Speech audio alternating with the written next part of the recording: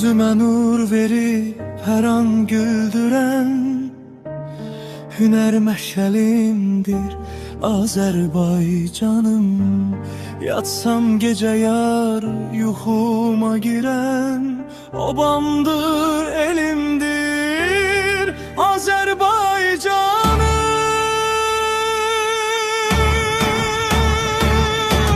Azərbaycanım, yüreğimde sirrim, senle nefes alır her hatirem fikrim.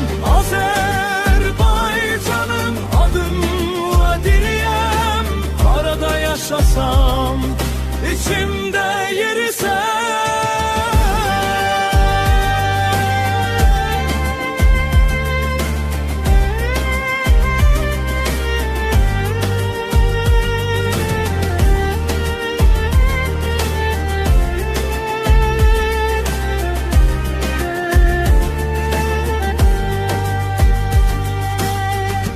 Onsuz kanat açmaz gecem gündüzüm, İstərəm döşünə her an güldüzüm.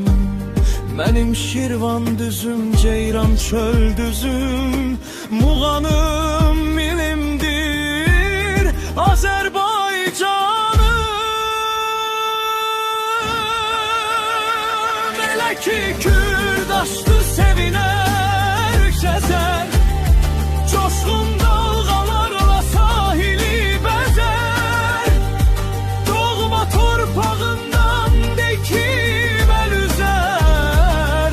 Ulu göy gölümdür Azərbaycanım. Şirin laylasıdır ruhuma yatan, ömrüdür gün gündən qalxıb boyatan.